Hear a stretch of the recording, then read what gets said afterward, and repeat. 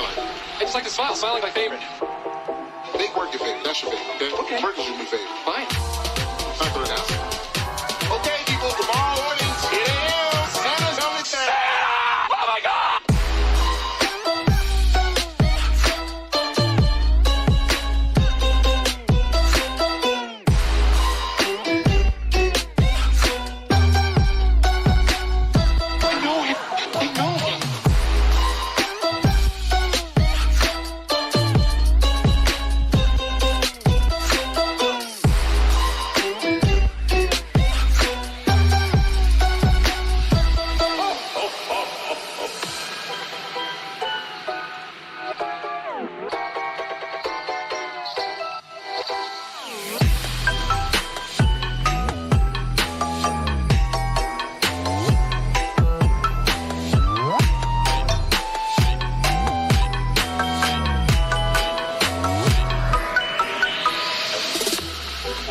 Why you smiling like? I just like to smile. Smiling my favorite. Make work your favorite. That's your favorite, okay? Okay. Work is your new favorite. Fine. Time for an announcement. Okay, people, tomorrow morning, 10 a.m. Santa's only Santa. Oh my God!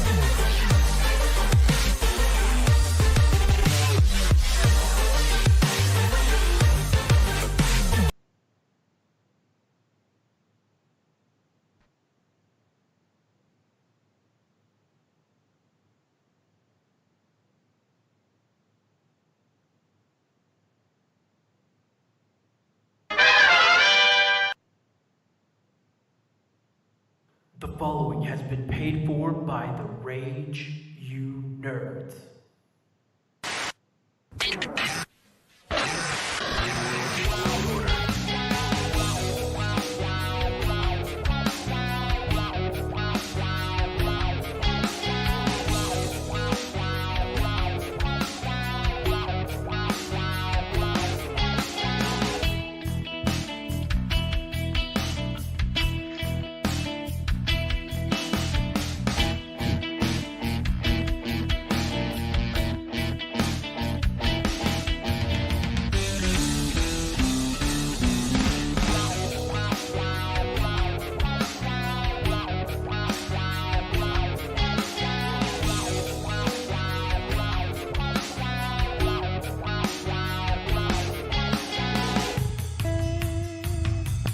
So that was a bit of a rush job from earlier today, but welcome to Rage You Nerds. I am Mr. Keck. I am built for a good time, but not built for a long time. So whatever that means, I don't know if it's applicable, but it is now. So there you go. I am joined by two boys that may be built for speed, or at least the need for speed, if this was Top Gun. I am joined by my brother, Jared, and friend of the family, Travis, also known as TJ. And this is us. We're the nerds. We're going to have some fun. We're not on Facebook tonight, so, you know, it's a little bit weird in the boomer world not being part of the boomer social media app, but we're on YouTube and we're on Twitch, and we're gosh darn pleased if anyone's out there watching. But what we will be discussing tonight, the best of some Christmas favorites, the best Christmas movie, the best Christmas special and or episode. We will discuss where Rogue One fits into the Star Wars movie hierarchy. We will discuss AEW beating Raw in ratings. In ratings and what that means. Also, spoiler alert, we'll be discussing some oddities in the news of nerd variety, and one of them might be a burger including Spam and Oreos. So get excited. Get excited. It's going to be... That sounds yummy.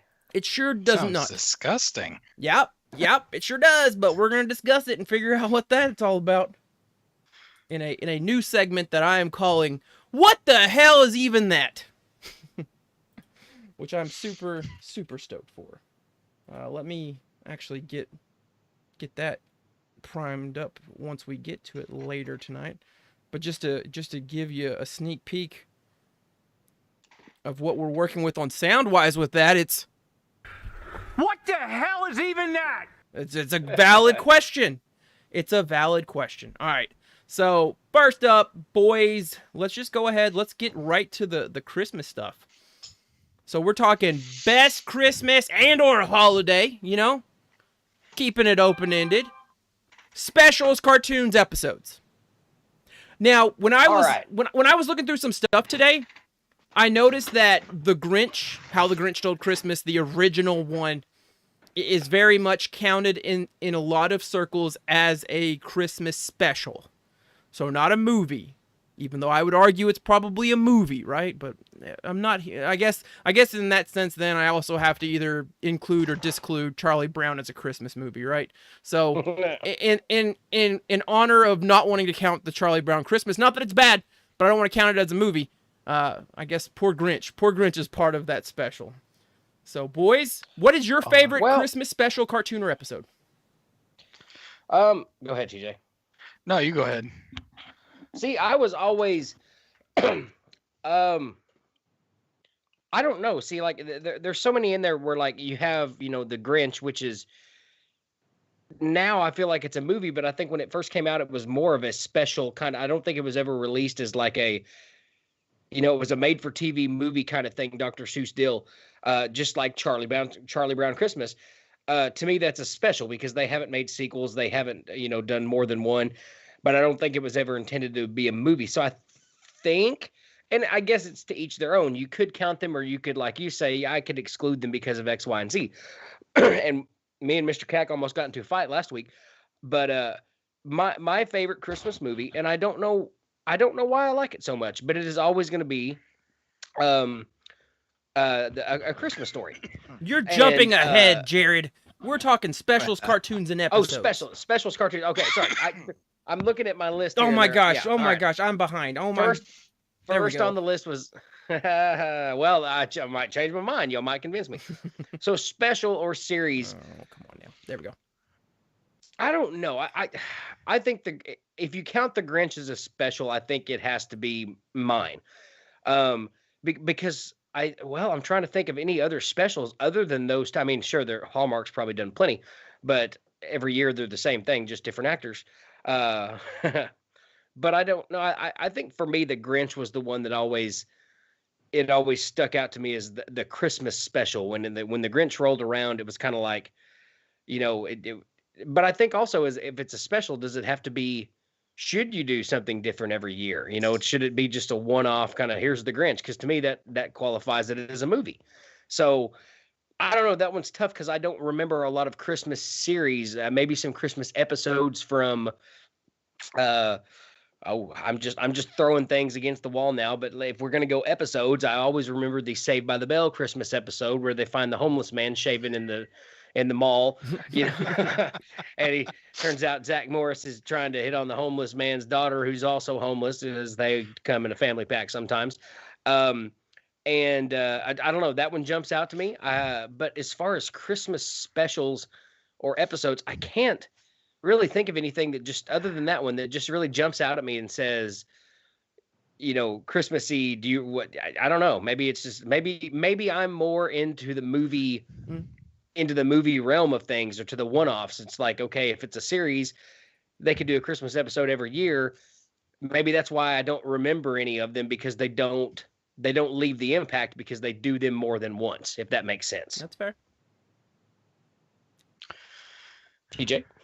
All right. So if we're doing best Christmas holiday specials, cartoons, episodes, for like specials / cartoons, I'm gonna have to go with it's a tie between Rudolph the Red-Nosed Reindeer Ooh, good one. and Frosty the Snowman. Fair. And it's mainly a nostalgia thing. It's it's what we watched growing up. So every Christmas, we didn't. There wasn't, I'm the old fogey here. I didn't have all the channels that we have now. We had 5 channels, and it was always on like CBS, I believe, like every Christmas. Frosty the Snowman. ABC. Was it CBS ABC or ABC? I want to say that was ABC. It was one of ABC had it all was the one of Christmassy the stuff. it was one of the alphabet channels. Doesn't matter. Could have been Fox. No, it wasn't Yeah. Fox. But anyway, it was those shows always came on. It was always Frosty the Snowman and Rudolph the Red-Nosed Reindeer. And, I think, was it Rudolph was the claymation, like the stop motion, and Frosty was the cartoon. And then, so those were, in my opinion, the best holiday Christmas specials. Now, episodes, there's a few that ring out, and one of them it's a Christmas episode from Chuck, where they do the Die Hard kind of thing, where they actually bring in Reginald Vell Johnson to play his character from Die Hard. Nice. That one probably like stands out, but the other ones that stand out are the Office Christmas episodes. Oh. Okay, yeah. So it seems like, was there 9 seasons of The Office? Seems like every season had a Christmas episode. My absolute favorite one was the one where it started snowing and then Jim pelted Dwight with the snowball. And then on the Christmas party he just unleashes on Jim. Just had the snowman like all in the parking lot, and he's going through he's like tearing them down. Just that was probably the best Christmas one out of The Office. So go ahead. I was gonna say so speaking of The Office's Christmas episodes, there's one where Dwight is given full access to bring in Schrute Christmas traditions and Oh yeah, he's I think a it was season. and he's essentially the Krampus. That's pretty funny. Bringing It's his like all the switches. food is just like Very German. very angry like- German food. Yeah. So for me, I think Grinch. If we're just being completely honest, if Grinch is in this category, Grinch wins for me. But now, like episodes, Community. So I know not a lot of people watch Community, but when it hit Netflix, it kind of found a second life. Community has a Christmas episode, I think, in season 1, where Abed. It's either season 1 or season 2, where Abed visualizes the world. He wakes up from something traumatic that happened with his family, and he visualizes that he's in claymation. So the whole episode takes place in claymation. Really good episode. Like it a whole lot. If I'm being honest to myself, there was a tradition I once had when I was a wee young lad, and that was after I saw the first Mad TV's claymation Christmas special. So Mad TV had a little claymation skit they did, which looked just like the Rudolph the Red-Nosed Reindeer special, but it was Mad TV'd up, and like there's drug deals and people getting like reindeers getting shot up and like gangland style, and then they did a follow-up the next Christmas. So then after that point, my dumb self was amped that for any future Christmas, I tuned into Mad TV while it was still running to see if they did another one, because I really, really liked those first two. And they didn't. And that's probably why that show got canceled. Exactly why. One of the main reasons. One why. of the main reasons. Yep. Yeah. I guess I should throw out there, while maybe not my favorite, but a lot of people do like it. The Real Ghostbusters has a Christmas episode. I'm sure they have a couple, but they have a good one where it's essentially the Ghostbusters are traveling. Timey-wimey stuff happens. They get brought into the setting of a Christmas Carol, and they essentially trap the ghost of Christmas past, present, and future while they're haunting Scrooge. So then to correct the future they've now created in a world where Scrooge was allowed to be a miserly a-hole, they have to go into the containment unit. It was the first time Egon goes into the containment unit. So you see some ghosts that they busted in some of the first like 30 episodes, and it's like, oh, this is kind of neat. He's wearing a suit. They go in the containment unit. You always wondered what the containment unit was inside. It's like a special dimension, a little pocket dimension, all sorts of weirdness, and somehow still Christmas. And the Ghostbusters that aren't Egon have to pretend to be the ghost of Christmas past and future, to past, present, and future to get Scrooge back on track while they're trying to fish the ghost out of the containment unit.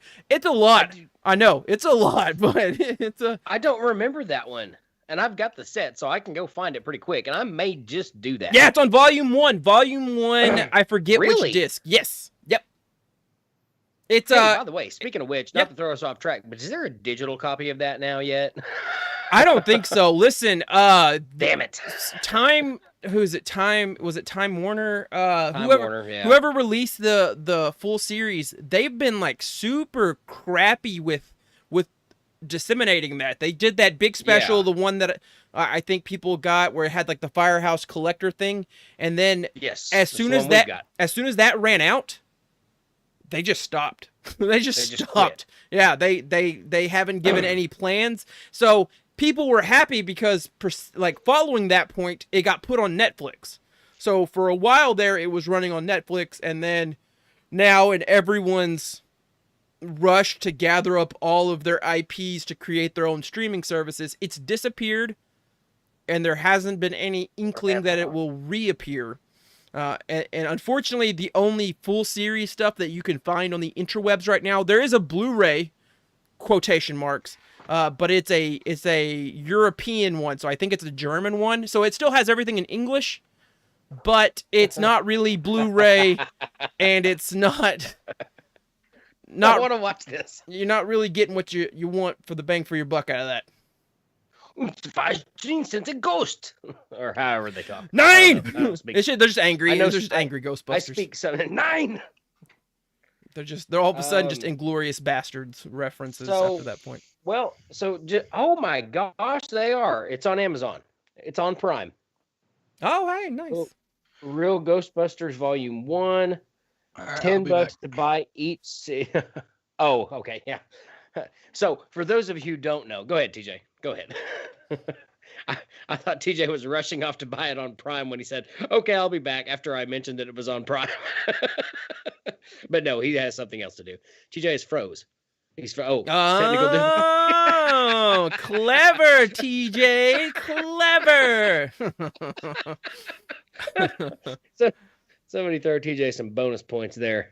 He's a clever young Mr. lad. Cat, do you have a bonus point thing lined up anywhere where you can yeah, you know what? We ought to do this like what's the around the horn on ESPN when one of us little scoreboard when give one of us points. something that you like, you can give them a point, and if they say something you don't like, you can take it away. We ought to experiment with that on Rage You Nerds. Yeah, we got a new year coming up. We can do all sorts of without any copyright infringement stuff. I mean, we push the buttons a lot, I think. Good thing a lot of people don't watch us, otherwise we may be getting struck a lot quicker than what some of the bigger streamers might be. Like I'm sure whoever operates Charlie Brown really hates that we're using a picture that I just pulled from the internet of Charlie Brown. So hates our language tirades. man, dude, I don't know. Like, have you heard the Tom Cruise thing? Oh, this most recent one? Yeah, where he goes off about the COVID stuff. He's we all admit he was kind of crazy anyway. Yeah. But this was another one that was kind of like, when I heard it, I was kind of like, oh, that's typical Tom Cruise. But the more I listened to it, I'm like, man, he is really mad. He's really mad, man. He's like, mad. This is like, I have to talk to investors and insurance companies and. He ain't talking to and shit. we're the ones keeping the movie industry afloat. Without this, we're not. I want to be Tom. I think I want to be angry Tom Cruise at some points. Well, and see, that's to me.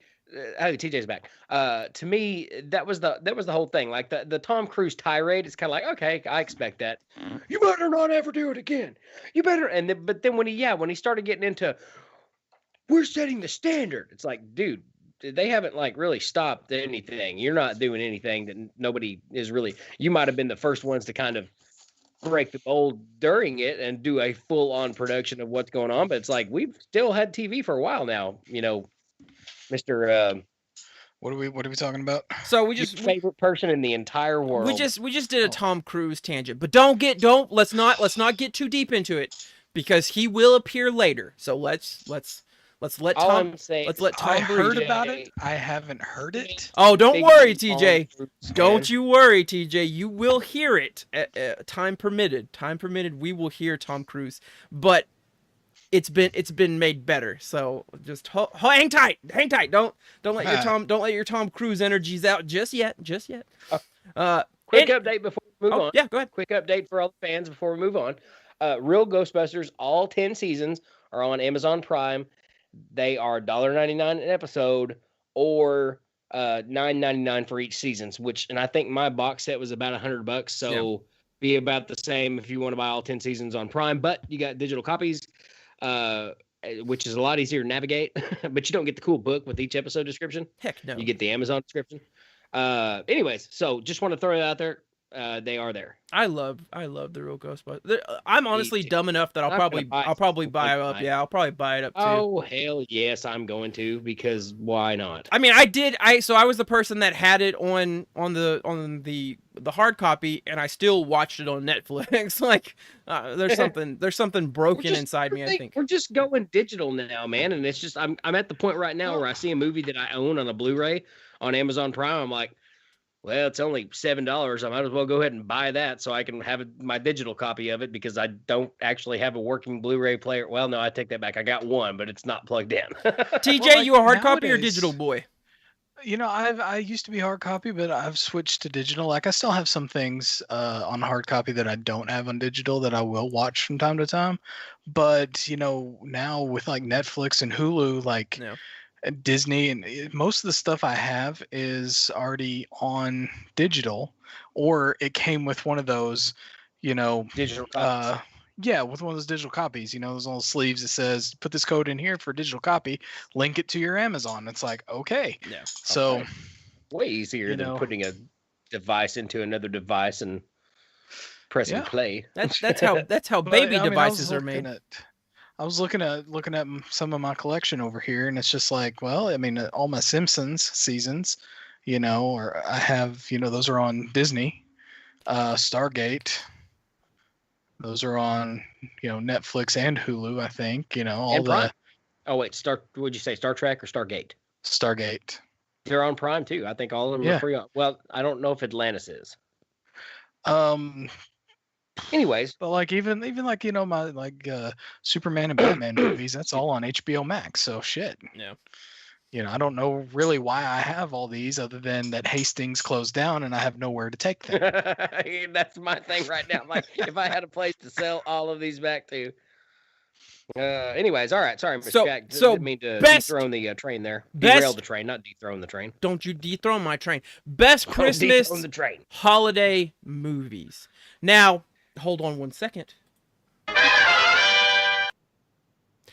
Now, Thrillist, whoop. Now, Thrillist, Jay Reno, that's not funny. Babies come from there. He's so true, buddy. Let me actually... When we were talking about putting devices in devices, I think that got... We're huge! I think that got Reno all bothered. Okay. I can't see the stream. Oh, well, okay, yeah, I can. Never mind. That I am. I don't have my glasses on though, so I can't. That's fine. It. I will read for you. Let me be your reader. Okay. Be my eyes, brother. Let your conscience be your guide. So Thrillist came out, made a list of top 50. So let's burn through this right quick. Number 50. Number 50, Just Friends. I didn't realize that was a Christmas movie. I didn't either. But as a Christmas movie, it captures the unexplored feelings of being stranded in your hometown with a surprising degree of specificity. And that's fair. That's fair. But I don't know if I like that. But number 49, Krampus. Yes, sure. I'll take that. Krampus should be on the list. I just don't know where, but 49 sounds harmless enough. Okay. 49, tied for 49, I guess, or did they just not know how to count? 48, The Night Before. I kind of like that movie. I would bump that up. I'd bump that up. I didn't watch it. Never seen it, yeah. You should watch it. You should watch it. It's funny. We'll give it a shot. If you like the Seth Rogen humor, if you like Seth Rogen's humor, which is basically the same in everything he does, and hello Reno, I hope you're doing well, buddy. It's you may or may not like it. Yeah. Jingle All the Way, Turbo Man. Number 47. Number 46, A Christmas Carol. The animated one, the 2009. With Jim Carrey doing Scrooge. Okay. Yes. I liked it. You can even tell that's Jim Carrey in like the face of that monstrosity CGI thing. 45, The Lemon Drop Kid. I don't know what that is. I don't want to count it, but it's there. Let's see. It's about a long time ago. It looks like about gangsters with a $10,000 debt to pay by Christmas Eve. So they did what you guys yelled at us a lot 2 weeks ago when we were saying, is this or isn't this a Christmas movie? This list took a lot of credence with, well, it happens during Christmas, am I right? Or it has Christmas trees, and you'll see that come into play with one of these where it's literally Christmas trees, and then I beg you to tell me where the rest of the Christmas is in that movie. So just as a reference before you move on, $10,000 in around 1933 when it looks like that was made was worth about $200,000. So yeah. Nice. Well, that's a lot. Yeah, that's Merry Christmas. It sounds more convincing than 10,000, doesn't it? It does. 44, Christmas Evil. So there is a favorite cult film legend. John Waters is a patient, evocative story of a toy factory employee unraveling over the holiday season. So it's basically just a terrifying Santa murdering Anybody who people. works retail. Nice. Poor retail people. Reno says The Night Before is great, so Reno agrees with me on watching that. But again, if you don't like Seth Rogen's humor, you may not like it. Me and Reno, kind of big, dumb, meathead type stupid people, so we enjoy it. Reno also says, keep the change, you filthy animal. Well, we're not there yet, Reno. Hang on, Reno. Calm down. Number 43, Almost Christmas. I've never seen that, but it's got Christmas in it, so it's better. It's got JB Smoove. I like JB Smoove. I like JB Smoove, so Good. Okay, cool. 42, Home Alone 2. Home Alone 2. That far? Oh, two. Okay, yeah. Okay, all right, all right. Oh, two. Yeah, all right. It's basically the same movie. All right, we agreed. 41, While You Were Sleeping. Is that a Christmas movie? Is also a stealth Christmas movie. Okay? I don't think you should count that if it's so sneaky that no one knows that it's Christmas. Meathead, super can't type put that on people. the list. Polar Bear Express, sure, fine. I feel like that's Polar Bear Express. going to something Christmassy, right? You know, I Is think it that Polar Bear Express or Polar Express? Polar I mean, Express. the Polar Express. I'm thinking of a dangerous stunt. I was going. I hadn't seen that one. I was remember thinking when that sci-fi. movie first came out. It was like supposed to be groundbreaking with like the CGI and stuff like that. They've blown it out of the water already. Yeah. But no, when you said Polar Bear Express, the first thing I thought was like cheesy C-rated sci-fi horror film, and I was like, I want to watch thought this of- movie. Then I I saw thought the of picture, and I like was like, oh. the Coca-Cola. I Polar got Bears. duped by a Coca-Cola commercial and thought it was a movie. 39 Christmas in Connecticut, which I mean, at least it's got Christmas in the name, so we'll count it. We'll count it. Yeah. Now here's where things get a little bit weird. Number 38, Eyes Wide Shut. Stanley Kubrick made intentionality when he put Christmas trees throughout the film. That is the argument of this. That is not the argument of me. This is a movie about an orgy. This isn't Christmas. This isn't me saying this is Christmas. This is Thrillist. If you have any issue with an orgy being a Christmas film, an orgy with Christmas trees placed throughout it, a festive orgy, then your problem is not with me, TJ, or Jared, or Rage You Nerds, or Wendy Williams' show. Yes. Or No. or Christmas hentai. It is with Eyes Wide Shut and Thrillist. And Tom Cruise. You can be mad at Tom Cruise. Tom Cruise, yes. Tom Cruise's So here, let me. theme. I Go just for want it. to say. I just Go want to for say it. this one, and I've seen Eyes Wide Shut. And the only reason I wanted to watch it because I was like, hey, Nicole Kidman may get naked in this, and I was 14. I was like, hey, this will be fun, and she did. But one thing I will point out as a young boy, and I've only seen the movie once, I will tell you one thing: I did not notice or remember one Christmas tree or Christmas themed element in the movie. No, because I'm not you were saying they focused weren't on Nicole Kidman. Yes, exactly, because I was that wasn't my No goal. one watched that movie. No one seriously No one- watched no that one movie watched the going, movie, be like, I "It's a want to love see what story." kind of Christmas trees they have in this movie. Exactly. I know it takes place in December. Yeah. No, I they didn't know it watched took the place in movie. December. They watched the movie because So they they could wanted see to see Nicole Nicole Kidman. Kidman That's it. Period. in an orgy.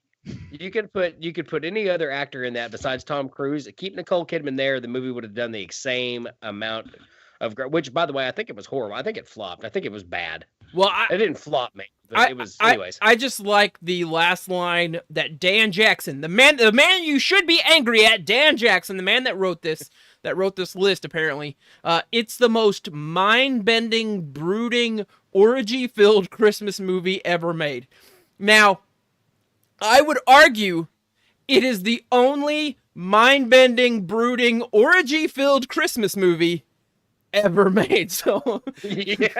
So that would make it the best and the worst. that's like saying I am the most uniquely under 5'9", palish white guy that has alliteration for his first and last name, that lives in Elkins, Arkansas. Like, yeah, you've got so specific. Of course, of course I fit that. There's no way to define it any further. 30, right, what's next? 37, We're No Angels. So Humphrey Bogart, Aldo Ray, and Peter Ustinov star in this gleefully absurd Yuletide tale about three criminals who break out of jail a few days before Christmas only to become live-in fix-it guys for an impoverished family and their picturesque cornerstone. There you go. That sounds like could be an episode of Three Stooges. I thought it was whenever he scrolled through the picture. So That's what I did too. I was like, hey, Three Stooges did a Christmas thing? Now this one deserves being on a list. This one deserves Yeah. cheers. Ernest Saves Christmas. Here, here. Ernest himself deserves praise. cheers. Yeah. Oh, shoot, hang on. Let me. Yeah. Though I Prepared a special flask for this occasion. Cheers. will say, Ernest Scared Stupid is the best one of all of them. Absolutely. 10-4. Absolutely. But yeah, so Ernest Goes to Jail was pretty good. Ernest Goes to Jail is pretty good. I mean, let's face it, they're all pretty good. They're all pretty good. Yeah, Yeah. that's fair. That's fair. James Varney, you son of a bitch, we missed you. Carol, I don't know what that is, but okay. If I don't know what it is on this list from here on out, Ernest just Saves moving on. Christmas should be before it. Yes. That's a sweeping declaration. If I don't know Yes. what this is at this Moving point, Christmas or Ernest Saves Christmas should be before it. Right.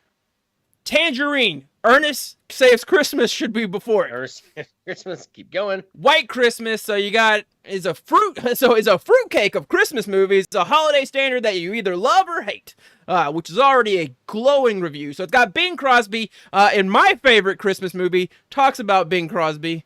So there you go. I appreciate that. The musical sequence, including the I starring might know rendition. which one you're talking about. So you've got this again, another one that is perfect sedative for anyone too excited to sleep on Christmas Eve. So apparently it will knock your ass out. How that makes it a 33 on this list is both disturbing and shocking. I think it could have been lower. What's this next one? The Preacher's Wife, starring Denzel Washington. So Is that a Christmas movie? apparently so. She's got a Christmas tree on her car. Therefore, by Dan Jackson of the Thrillis' standard, is that no matter how much sex is or isn't happening, if a Christmas tree is in clear sight, it's a Christmas movie. Throw that in the trash. Throw that in the trash. So, I mean, let's see, where, like, does he even mention where it has Christmas? No, it doesn't. It just happens during Christmas time. There's a tree and it's snow. And Denzel in a trench coat. He's never done that before. Love Actually. So you've got, is a sticky sweet as it is heartstring pulling reputation might suggest, whatever. I just think see Rick Grimes holding the card. It was. Okay, Coral. here's another one. It's kind of like Eyes Wide Shut. I've seen this movie. I didn't hate it. It's not my cup of tea. I'd rather blow some shit up. But I never once kind of like it. I might not have been paying attention, but I never really got the other than it's winter and Christmas stuff is up. But that, to me, again, doesn't make it a Christmas movie. But anyways, moving on or discuss. I think this is a perfect candidate for Ernest Saves Christmas should be before this one. That's just me. I agree. Maybe that's just And me. I agree. Great. Rip Whitey. What did he say? Whitney Houston from the Preachers. What's going on? Just thought of, was it Black Sheep? Kill! No. So we have a very Harold and Kumar 3D Christmas. I watched that the other day. Just because I like the Harold and Kumar movies. I like the Harold and Kumar movies too. Yeah, they're good. Really, what it is that was like the chain of events that reignited Doogie Howser. Yeah. Neil Patrick Harris's career, and then How I Met Your Mother solidified it. But this definitely brought back to attention. Oh, hey, he can play a womanizer, but wait a minute. That's not what he is in real life. Okay, all right. That's a conflict, but it's beautiful. Honestly, it all I think works Neil out Patrick wonderful. Harris is like the best part of all three movies. I agree. I agree. I agree. I I really, think- yeah. I And agree. you know what? He is such an undercredited actor for what he does, and it's not one of those you like him or you hate him kind of things. Like, he's legitimately good and can play a lot of. I remember him in Starship Troopers. He could pull off Starship Troopers. He's very versatile, but I think I don't want to say he got typecast because he really kind of didn't get typecast. But He like, really didn't. when you think of him, you automatically think of Doogie Howser. So yeah, he didn't get typecast, but then for a part there, it kind of felt like maybe he was getting typecast in a situation that felt kind of weird. Yeah. For him as a person, like, whatever. Anyways, the next one, I feel like I need to read the excerpt because it is a Finnish film, so none of us have seen it. So here, let me read the description so that way you can determine whether this merits being in the top 30. So it's called Rare Exports, a Christmas Tale made in 2010. What if Santa was real and buried in a mass grave somewhere in Finland? That's the bizarre and hilarious well. question posed by director Finish Name in this whimsical horror romp about a young boy, Finish Name, and his reindeer-herding father, also Finish Name, who investigate a mysterious mountain excavation company and wind up in over their heads, packed with What's the name winking of it? rare exports of Christmas Tale. All right, So- we're gonna check for this on Prime real quick. It is on. Check It on is. Netflix too. It's on Crackle, Hulu. You can rent it on Prime, iTunes, Vudu, and YouTube. It's packed with winking John Carpenter references, burst of gun-churning violence, and a surprising amount of older male nudity. This movie occasionally struggles to nail its anarchic storybook tone down to the home stretch, but it's more than worth a post-Milk and Cookies viewing. So I've since changed my mind. Oh. But for everyone out there tonight, and hopefully this works and it doesn't mess up. If you ever wanted to know how to say Merry Christmas in Finnish, Google. No, Google, go away. I said Google and it was like, huh? Can I steal your information, Jared? It's not playing. Google knows. Well, Google Wendy knows your. Williams is censoring it. Google knows your. Hyvää joulua. oh, there it is. There it is. Wow. Hyvää joulua. Okay. All right. Isaiah. Yep. Finish. time. That Finish just words. sounds like you're trying to say something like, and you're really drunk. One more time. Here we go. Hyvää joulua. So Reno says. Isaiah. Reno says rip Whitey, so he's caught up now to us. Number 28 on the Thrillist list validates what Jared said last week. It's Scrooged, which therefore means Scrooged is underrated. It should be higher than 28. Yes. Absolutely. In a brutal one-star review of Scrooge, critic Roger Ebert called this Dickens updates one of the most disquieting, unsettling films to come along in quite some time. Other words, Roger Ebert is a sack of poop. You're the big sack of poop. Yep. You know, have you noticed that we've kind of all cleaned up our language? I remember Jared in one of the previous weeks saying that he was trying to cut out, you know, some of the curse words. So I'm trying to imbibe that too, boys. Well, we're a family show that takes place at 9 to 11 o'clock at night. Well, I want to share it with everybody. And I've got Yeah, some friends and that- I'm trying to be, heart No, healthy hey, as well, you like do you, Cheerios. man. I'm just trying No, to do me. I'm Cheerios. Number 27, About a Boy. So Ernest, Scared Stupid, Never heard and it. Scrooge should be before that. Number 26, Babes in Toyland. That picture is terrifying. That picture is unsettling on a lot of levels. So Scrooge and Ernest Saves Christmas should be before that. Black Christmas, nothing says holiday Is that time. the original? Yes, the That 1974 looks like it, original. yes. That was good. I liked it. I mean, just nothing says holiday classic like murdering people. Murdered by Santa Claus.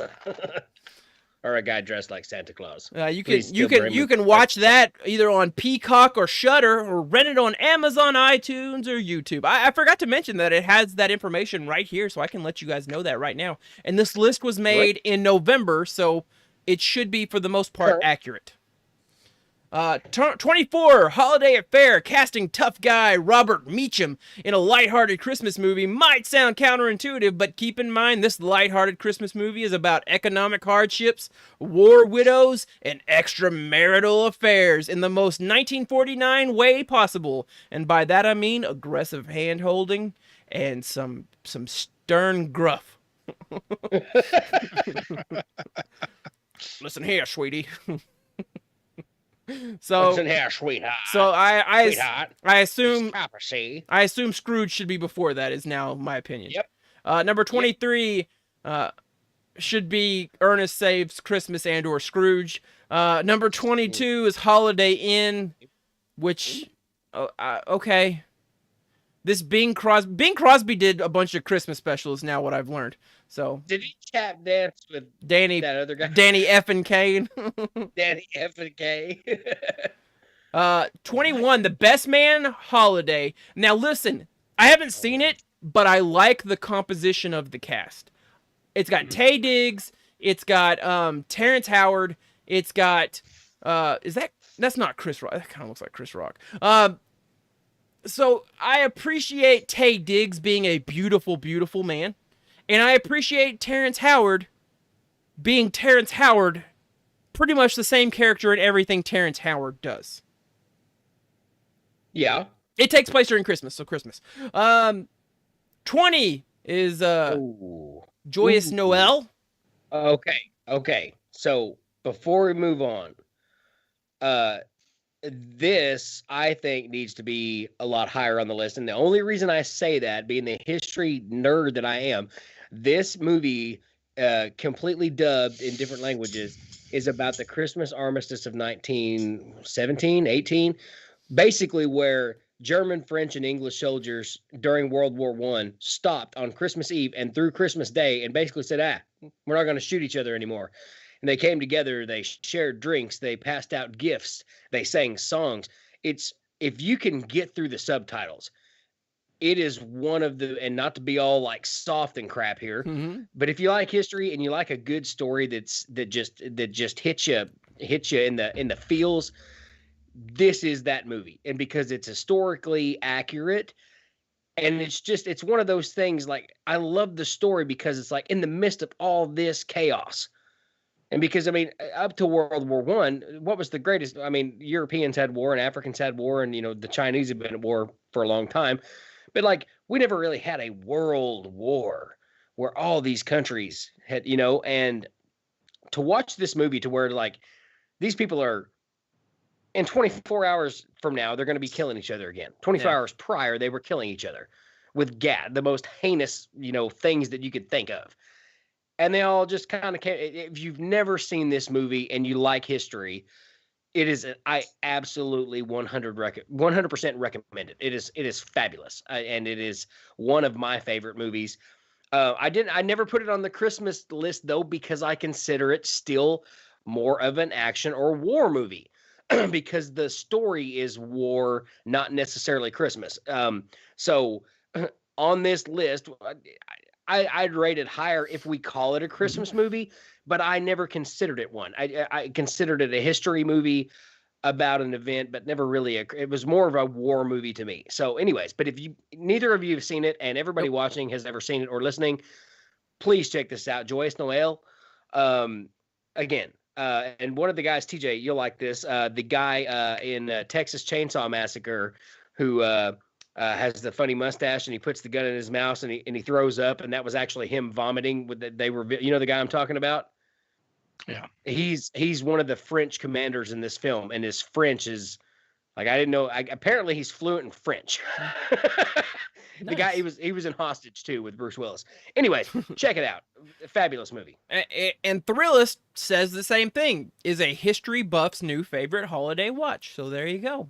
So it's now been doubly recommended, once by Rage You Nerds, the second time by Thrillist, who has a very questionable list so far, but some bright spots, Number 19, The Ref. So again, this one is an interesting one, right? I don't think a lot of people necessarily consider it Christmas. I think it falls in our line of reasoning from 2 weeks ago when we asked, is this a Christmas movie? But I believe the hostage taking of the ref takes place during Christmas. So there you go. But it's got Kevin Spacey, so it's immediately thrown down the crapper list. Yeah. Kevin, I don't think of Kevin Spacey in that movie. I think of, oh gosh darn it, what's the other guy's name? Dennis Leary. Yeah. That movie is not a movie without Dennis Leary. And you could put the other two actors, could be anybody. Without Dennis Leary, that's not even a movie. That's fair. Arthur Christmas is number 18. So, okay. Yeah. A Christmas Tale is number 17. Again, I feel like we've really undercut Scrooged and Ernest on this list so far. Number 16 is Gremlins, and I can finally applaud because I just recently watched Gremlins. Unfortunately, I recently watched Gremlins off my DVR from Freeform's 31 Days of Halloween. So I'm conflicted. I'm so conflicted.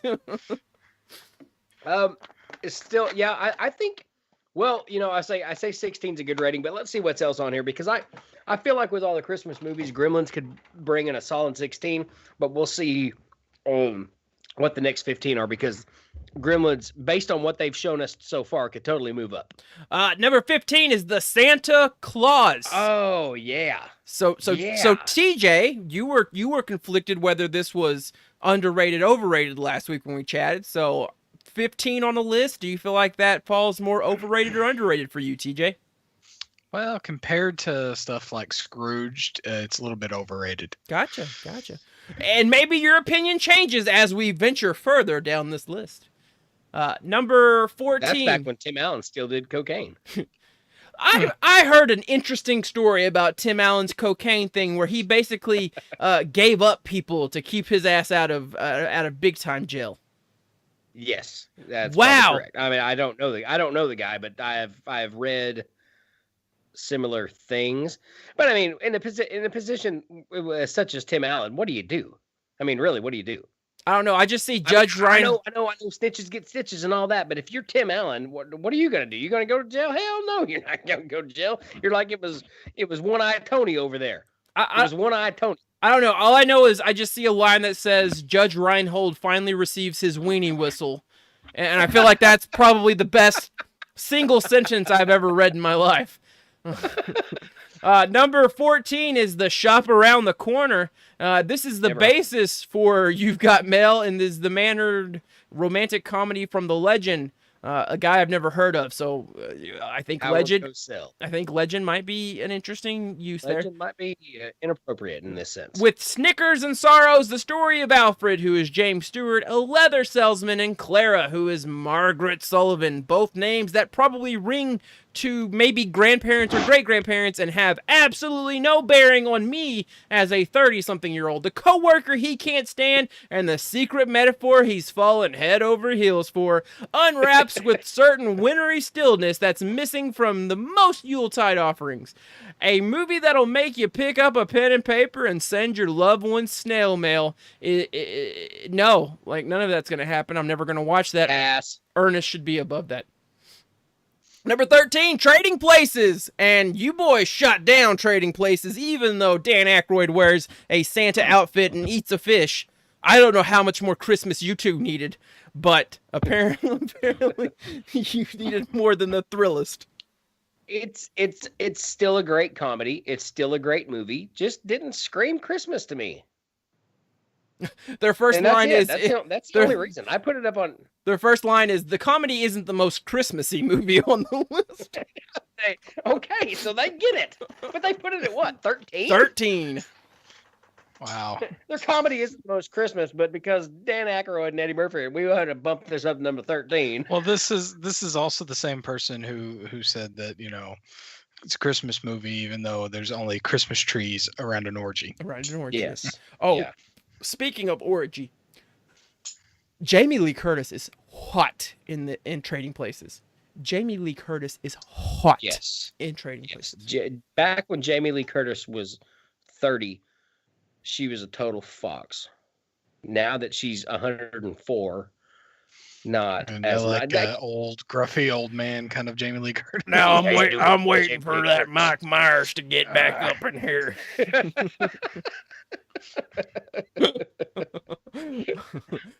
Number 12, Meet Me in St. Louis. I'm just keep scrolling. Number 11 is Bad Santa. What? Okay, that needs to be lower. That needs to be like towards the 50. Yeah, I agree. I mean, yeah, it's I'm not even talking about it. No, I like Billy. I like Billy Bob. And to be fair, I like Bad Santa. Yeah. I feel like there are some other movies I like a lot more as a Christmas film. Right. Exactly. Before Bad Santa. You can have a Christmas movie or you can have a vulgar movie. No other actor could make you ain't gonna shit right for a week into such a wonderful holiday poetry is what Dan Jackson. Someone needs to write a stern email to Dan Jackson. Dear Dan Jackson of the Thrillist. And then we'll sign it with love and holiday warm wishes from Rage You Nerds of Wendy Williams show fame.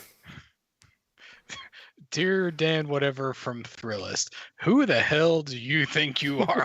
I have two questions for you, or I have two statements for you. First, who the hell do you think you are? Let's see. Number 10, National Lampoon's Christmas Vacation. Oh, that should be higher. I agree. I think so too. I agree, but without seeing what the other 9 are, maybe we're being being a two.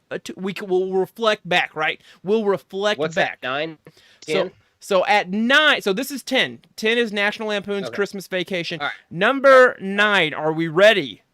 Because I have a very sharp criticism now that we've moved past Christmas Vacation, because I really, really love Christmas Vacation. All right.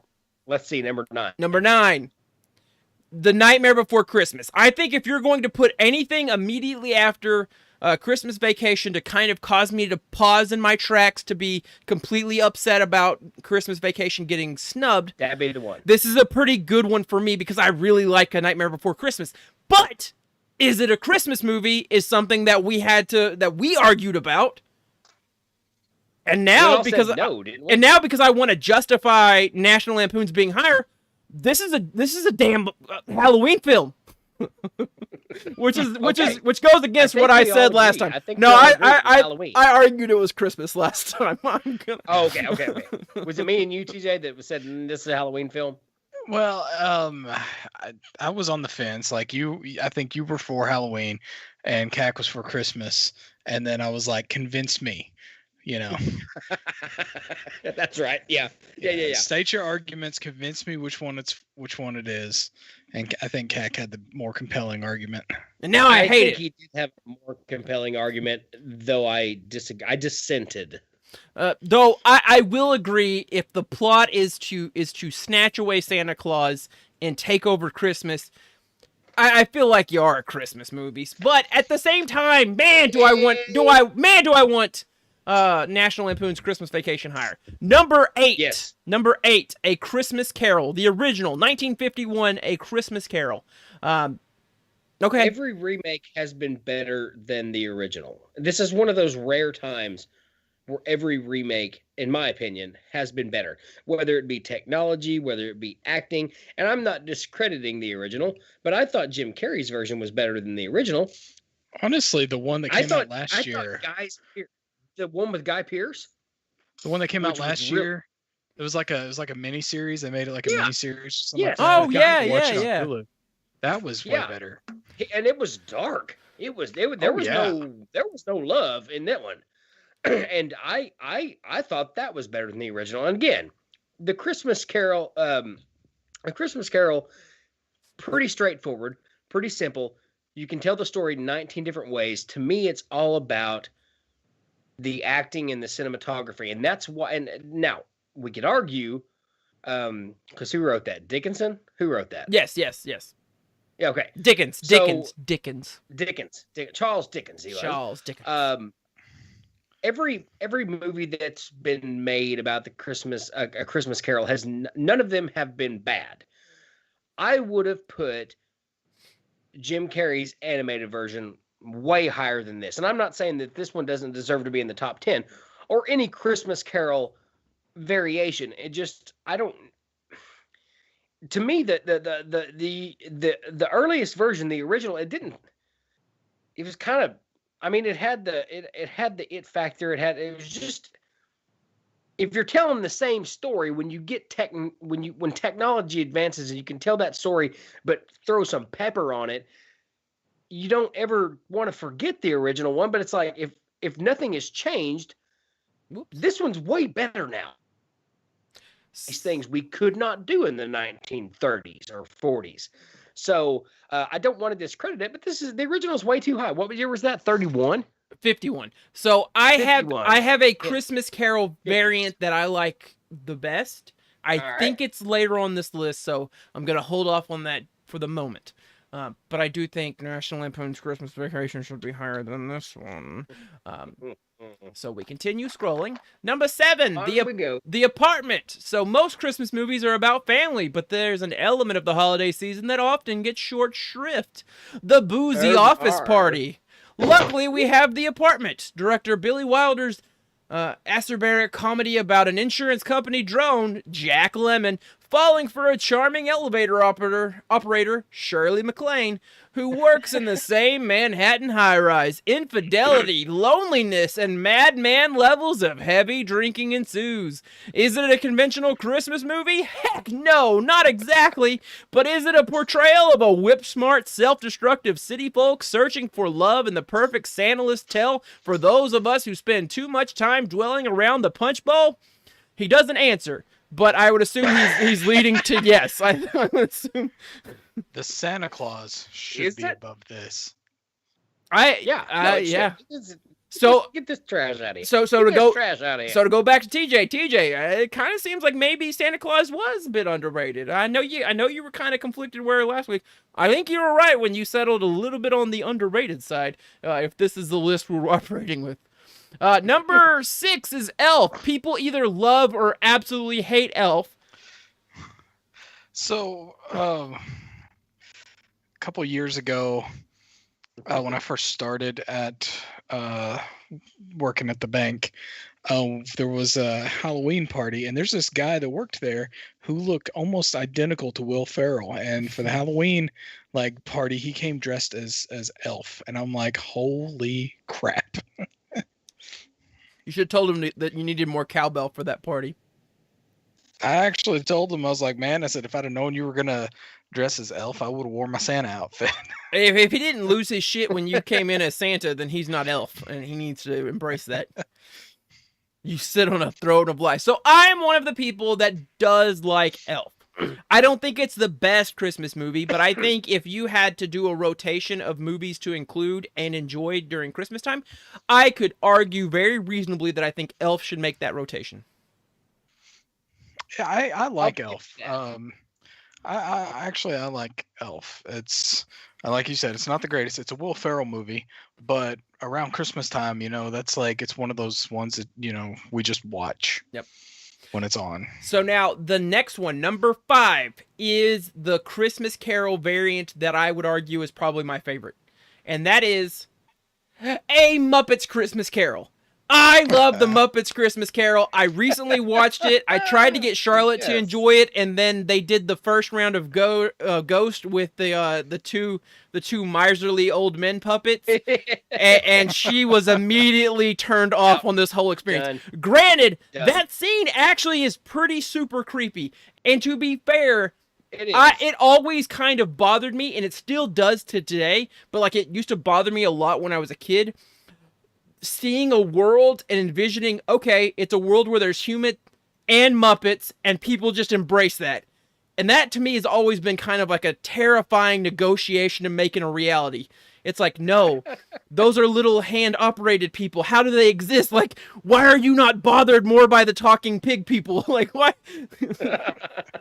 That should be an episode of Twilight Zone where you walk out and you're like, damn you talking pig people! And it's just like, why is a frog in charge of this business? Whatever, it's there. I don't disagree with you. It's a little unnerving. And some of the movies that have used Muppets, humans in the same existence and played on the fact that it's a little unnerving have only solidified more in my soul that it's a very unnerving thing to embrace. Because, to a degree, when you're watching a film, you have to embrace, okay, for this world, that's the reality. And then if you want to, and you kind of have a little bit of creativity, you try to, okay, so what if I lived in that world? And if I lived in the Muppet world, I'd be terrified. Yeah, that's what I was. I would about hate to say. have to go to No. work and be a Muppet is your boss. That would be creepy. And just That bald eagle that talks like this. Or Miss Piggy. Miss How many we Piggy. got left? 4 more. So Home Alone is number 4. That's Admirable. a decent Yeah. pull. That's a decent pull. Admirable. Number 3 is A Miracle on 34th Street. So while I don't necessarily enjoy it, I get that it's a high end Christmas movie for a lot of people, and it's a traditional type thing. Okay. Yeah, I'm the same way. There's not many things about that movie that say this isn't a Christmas movie. It's Yeah. yeah. I think if we're being purists, I don't see how this isn't in the top 5. Honestly, I mean, despite all of what we want in a Christmas movie and our biases, what we think is a Christmas movie, blah blah blah blah. If we go straight down to the purist, this is in the top 5. It just is. It just is. Okay, here we go. And I'm gonna, hold on 1 second. I don't have the spoiler alert on this one. Spoiler alert. Oh, Just letting both of you boys know Die Hard is not included in this list. Number 2 is A Christmas Story. I didn't want your hopes to get up after seeing number 2 and thinking, well, is it number 1? I don't want you to go there. I don't want your heart to go there. I want you to still find a way to survive. Guys, Just lost interest in this list. Guys, not a purist. A Christmas Although Story. I have argued this is one of the more overrated films. I know a lot of people hate me for saying that. I know a lot of people would disagree with me for saying that. B Hall is one of our friends, I feel like, and he loves this one, and again, it's an abusive father story. I just don't know how much that's commendable. The entire thing. I mean, it's like a low key plot. Like, granted, we never see him hit anyone, but like, there's a lot of ominous danger when he enters a room that you see like the kids are like, oh crap, dad's about to beat us. He reminds me of my granddad on mom's side in a way. Not completely, but in a way. A stern father figure you didn't cross, and you loved him but you feared him, kind of thing. I don't know. There's nothing. I'm the guy. And I've said this before, and I said it last week. I'm the guy, when this is on TBS on Christmas Day, I'm the guy who will sit on the couch, because they usually run like a 24-hour marathon. I will just leave it on that channel in my room, in the living room, wherever else, in the bathroom, where the other TV's at. As many times as I've seen this movie, I've really only seen like the part where he gets his tongue stuck to the pole. Like, it seems like no matter how many times, like on Christmas Day, if I've ever turned it on TBS, it's always at that exact spot. For Schwartz. I'm pretty sure they don't play the whole movie. They just play that scene over and over. No, I can assure you. they play the whole movie. Maybe on your TV, Jared. Multiple times. For as much as you know the pole licking incident, I cannot get the ho ho ho out of my head. And Santa pushing that poor little some bitch down there. Get away from me. You know what my favorite scene in the entire movie is, in all honesty, is when he goes through all this crap to send off his thing to Little Orphan Annie. He gets his decoder back from Little Orphan Annie, and it says, "Buy your or drink your Ovaltine." He's like, yep. A crummy ad? Son of a bitch. Yeah, that's okay. There's some honest to goodness child memories in that one. Number 1 is It's a Wonderful Life. It's hard. Okay. It's hard to disagree with that. Again, being a purist. I'm alive. All right, I'll be right back. Clarence, no. Clarence, what do you mean, Clarence? Don't jump off the bed. Are you an angel? Are you an angel? I'll say your ring, Clarence. And and we make, it's so weird for me to say, but it's like we think of Jimmy Star, we think of this right here, yeah. Yep. This guy was a brigadier general for the Air Force. Yeah, didn't his acting career like get stunted because he went out stopped acting to go to World War II. Yeah. And not only that, when World War II is over, he was like, well, I'm going to stay. I think I'm going to do some more. Make a career out of this. And so so he's a pilot, right? Lieutenant Colonel pilot. And of course, prior to World War II, we had no Air Force. We had the Army Air Force, which later became the U.S. Air Force. And he went back to Korea and finally retired at the rank of brigadier general. You know, and you don't see, and what's so great about, and you can see it so much in this movie. So he had PTSD, very bad, as you can imagine if you're Yeah. flying over Germany, dropping bombs, being shot at. But he never really realized how to cope with it. And one of the ways that he did was when he came back home and he got to act, and it was a point like everything in It's a Wonderful Life. And another movie he's in with John Wayne, the man who shot Liberty Valance. When he gets frustrated in a lot of those scenes, that's real.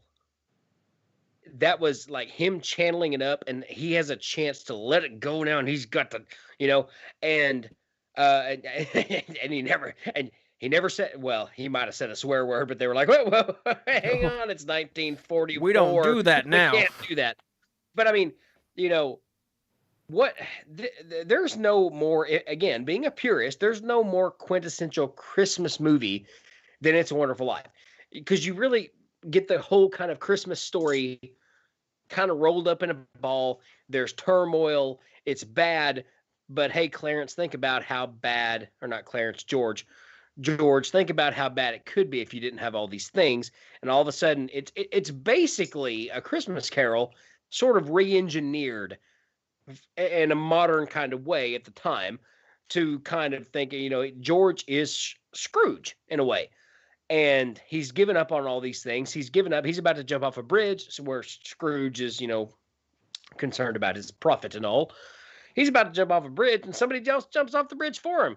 And that's when that human element kicks in and says, I've got to save this guy. Or, hang on, I've got to save this guy. Clarence, I want to go back. Clarence, don't drown. Clarence, where'd you learn to swim? But Jimmy Stewart, despite his voice, God bless him, one of my favorite actors. This is one of my favorite movies of all time, whether it is a Christmas movie or not. I will watch this movie because there is such an element of human compassion and such an element of, even when you're down, there is still hope kind of movie. I don't know if I'd put it number one on the Christmas movies, but I don't dispute this gentleman for doing it, because the whole idea, really, I mean, when you get down to it, the whole idea of Christmas is hope and love, and being around those family or otherwise that make us feel like we're part of something. And It's a Wonderful Life does a great 180 about a man who has everything but doesn't realize it, loses everything, gets it back, and there's not a lot of movies out there that come full circle that way, where, I mean, at the end everything works out, but it's good that it works out, because it's like like I said, though, it's really a Christmas Carol re-engineered in a way, because I mean, Scrooge has the same epiphany at the end of it. He's like, it could have been this. I'm going to go find Tiny Tim right now because he's still alive, and I'm going to buy him a goose. I'm going to spit on him. I'm going to spit on him. I won't spit on him today, but I'll spit on him tomorrow. I'm very in the Christmas spirit. Yeah, what if Scrooge didn't learn his lesson and he was an ass the rest of the time after that? That's the next episode. What if these Christmas villains didn't learn their lesson? Scrooge 2, back to being an asshole. What if George went ahead and Clarence is like, oh, help, I'm drowning. George was like, well, fuck you, I'm drowning too, man. I guess we're both gonna die. It's Christmas. Clarence, take me back. Okay. I can't swim either, Clarence. We're back. Okay, so that's a list of Christmas movies. Us personally, what's your favorite Christmas movie, TJ? Sorry. Die Hard. I like you, TJ. I like you. You're sticking to your guns. You were personally offended by the previous list, and now I feel like that's reinvigorated you. Die Hard. 'Twas the night before a Die Hard Christmas. We're gonna try to do that tomorrow, right? Tomorrow night? Yeah. Yeah. I'm excited. I'm excited. TJ, if you want to give me a picture before that or during that or after that, so that way I can make us up a little infographic to put on the Facebook, just feel free to send it my way. All right. Yeah. No. Respond to him and Jimmy Stewart. What? I don't know. Jimmy Stewart's gonna make the wheel of miscasting. We're gonna have to do. Answer Mr. Cack with your best Jimmy Stewart impression. What's a good movie to put a Jimmy Stewart voice in? Any. Yippee-ki-yay, motherfucker! I don't know. What? And Cobb, what's the name of the ship? Alabama, sir. I'm tired of these motherfucking snakes on this motherfucking plane. Clarence, why am I here? We did so good for the first part. I of the episode. We were like, know, but Samuel L. Jackson, we have to. It's customary, right? It's tradition. It's Samuel L. Jackson. You got to. You just got knocked the.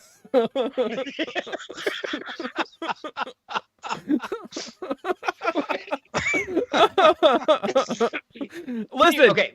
I wish I had his voice, because no matter how much you feel about it, no matter how much is easy to kind of meme on it, like, he has a memorable voice, and he will be remembered for as long as like film exists because of said Yes. voice. So, you know, Yes. kudos to him. Mel Blanc, Kudos to same way. Mel Blanc, same way.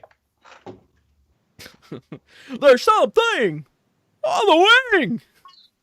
Dang. You do Christopher Walken.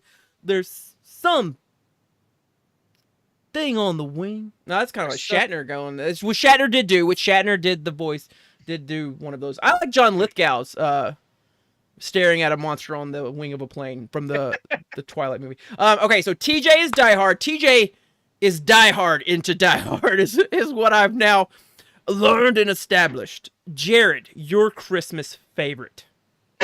It is between Die Hard and what did I say earlier?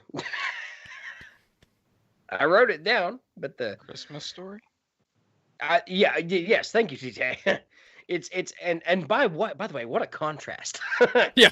Well, my two choices for favorite Christmas movie of all time is A Christmas Story or Die Hard. Well, to be fair, I think a lot of people's eyes get shot out. So, at least one in one film and then many in another film. Yeah. For me, even though Die Hard is, it's not Christmassier than A Christmas Story, in my opinion. And again, I know a lot of people think it's overrated, but I don't know why. I feel like that the film just, it touches me in a way. It's like a good old fashioned family Christmas, not so much in the way that Christmas Vacation was, which would be the three on the list. By the way, if I had to pick three favorite Christmas movies of all time, we've got Christmas Vacation, Die Hard, and A Christmas Story. And to me, Die Hard was the action side. Christmas Vacation was the funny side. A Christmas Story is kind of like a little bit of everything side, because there was some action. He beat the hell out of this guy that has been, harassing him and threatening him, bloodied his nose. He got a bar of soap put in his mouth because he said fudge. Yeah. He didn't really say fudge though. And he tells you that in the movie. He didn't say fudge. Yeah. Shot out his own eye with a BB gun. He hit it under. Wait, hang on. No, that was Ralphie that hit her. Not Ralphie. What was the kid? What was the other? It was the brother. His escapes me, and it shouldn't. I don't know. Georgie? Anyways. We'll see it next week. I'll watch it next week. Yeah. But to me, that's kind of like it encompasses all those Christmassy things kind of rolled into a ball in one. Is it the greatest movie ever? No. Is it just fun? Is it just cozy? It's campy as shit. But like, I don't know. I like it. That's the reason I like it, because I feel like I can watch it and I'm just kind of like, hey, it's all chill, man. A Christmas Story's on and this is my jam. That's what the kids say. This is my jam. Yeah. I don't know what the kids say. Nope. Anyways, They so don't if I know had to what they pick, say, so. if I had to pick, I'd still say Christmas Story. All right. My favorite. All right. Mine is a movie that has such holiday lines as "Shitter's full." Hey kids, look, a deer. I'm sorry, this is our family's first kidnapping. I was just looking at something for my wife. God rest her soul.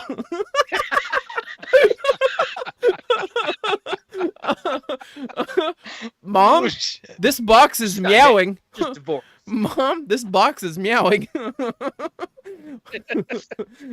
She wrapped up her damn cat. Hallelujah! Holy shit! Where's the Tylenol? Where's Tyler? In his Santa outfit. Hallelujah! Holy shit! Where's the Tylenol? After chainsawing, taking a chainsaw to the stairs. If that thing had 9 lives, she just spent them all. Come on over, I'll show you. You got a lot of nerve talking to me that way. I wasn't Talking to you. We're gonna have the happiest Christmas, and there is much more that follows that, and I'm very sad this site didn't include the rest of that. Surprised, Eddie? If I woke up tomorrow with my head sewn to the Stapled to the carpet, carpet. I wouldn't be more surprised.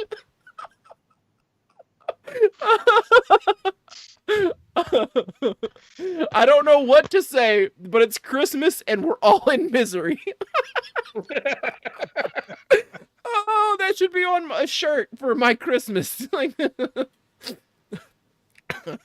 Yes, it's a bit nipply out. I mean nippy out. I say nipple.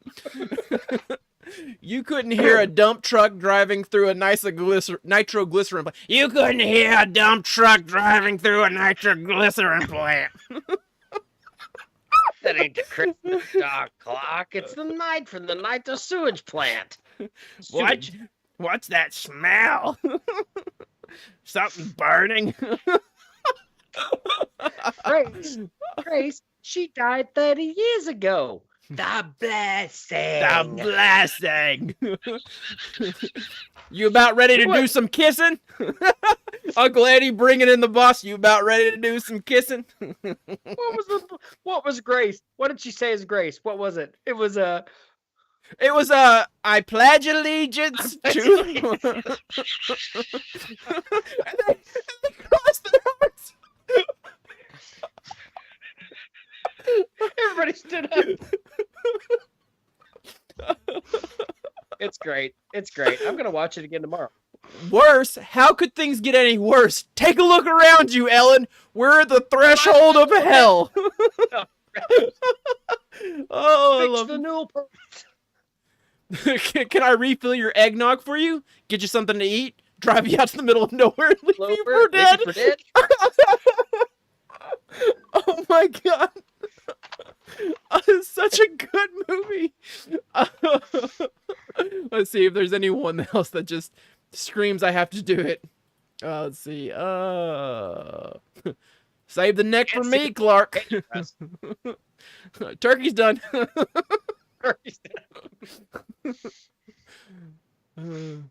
Let's see. I think that's about it. You smell something? You smell something? Fried pussycat. You ain't ever seen a set on a dog like this one's got, Clark. Ed, I think there's something wrong with the dog. Oh no, he's just jacking yakking a bone. That was literally the next quote. Is your house on fire, Clark? No, Aunt Bethany. Oh my gosh, just so much. Entire show just doing. So I think what I like about Christmas Vacation, besides it's funny, and it was back before we all knew that Chevy Chase was a horrible person to be around. It's a good.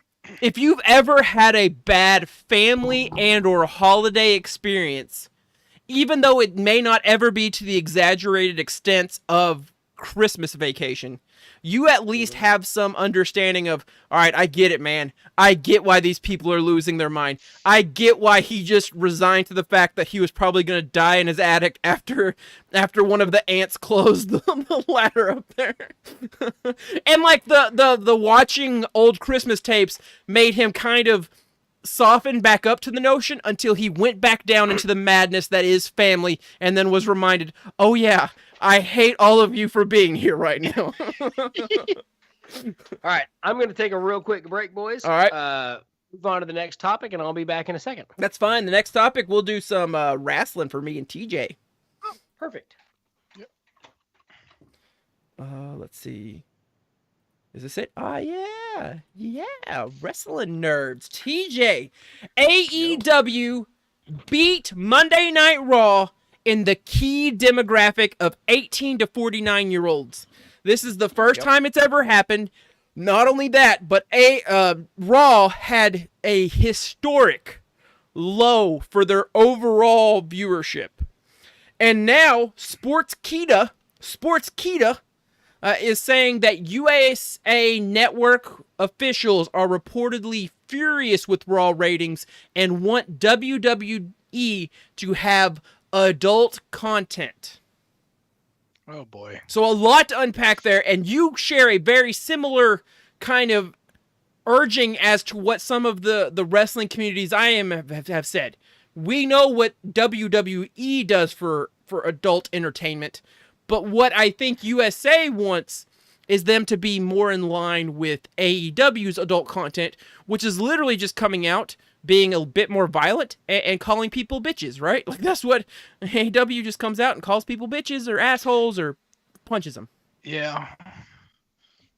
Okay, so record low ratings doesn't surprise me one bit because I mean it's, you know, Raw ratings, you know, WWE ratings have been really just kind of like on a decline for quite a while. I think I was watching one of the YouTube wrestling groups.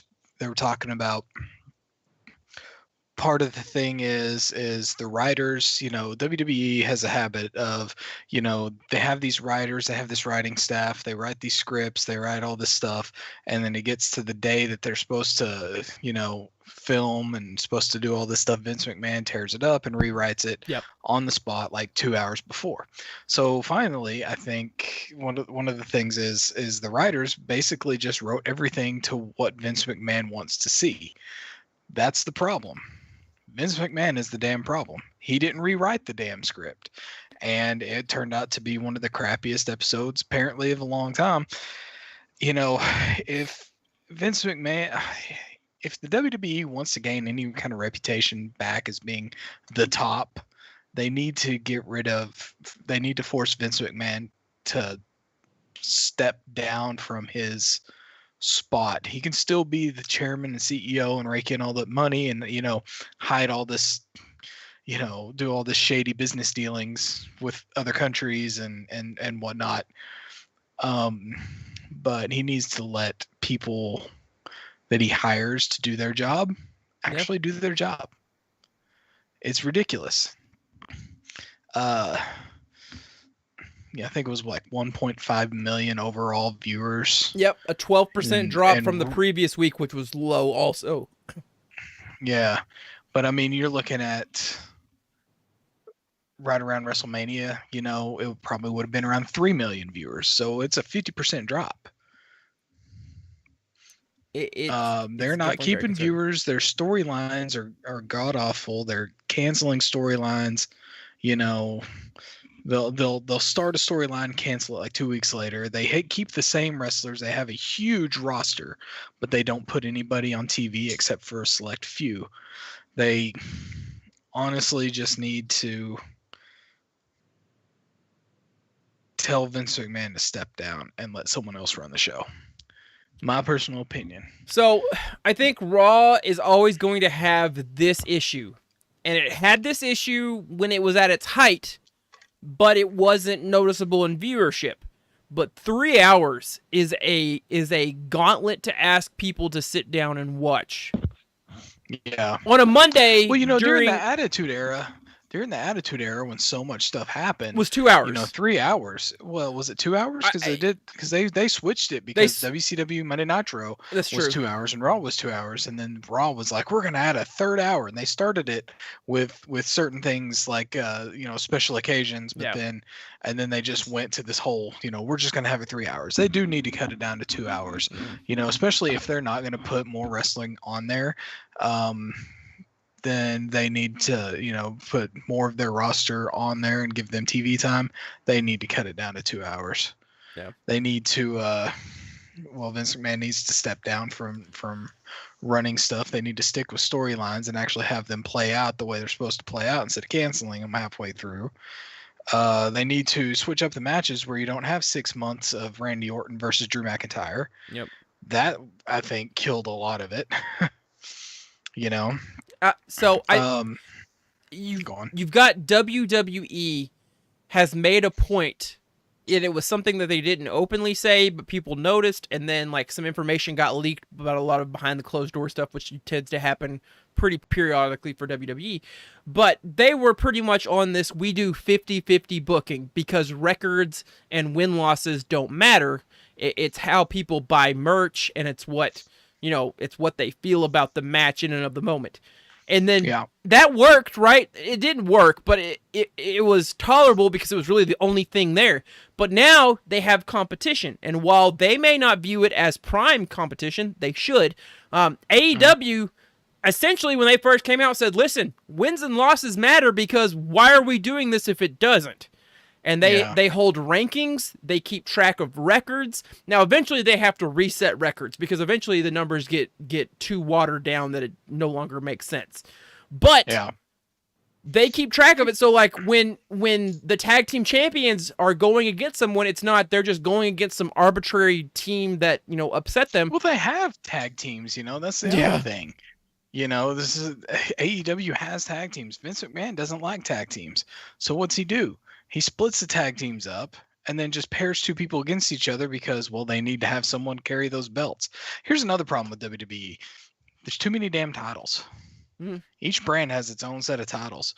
Unify the World Championship, especially if you're not going to be putting all your roster on TV. Yep. Unify the World and Universal title. Unify the tag team titles. You can still keep an Intercontinental and a U.S. title.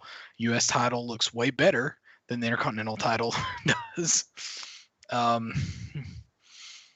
It's just, it's interesting.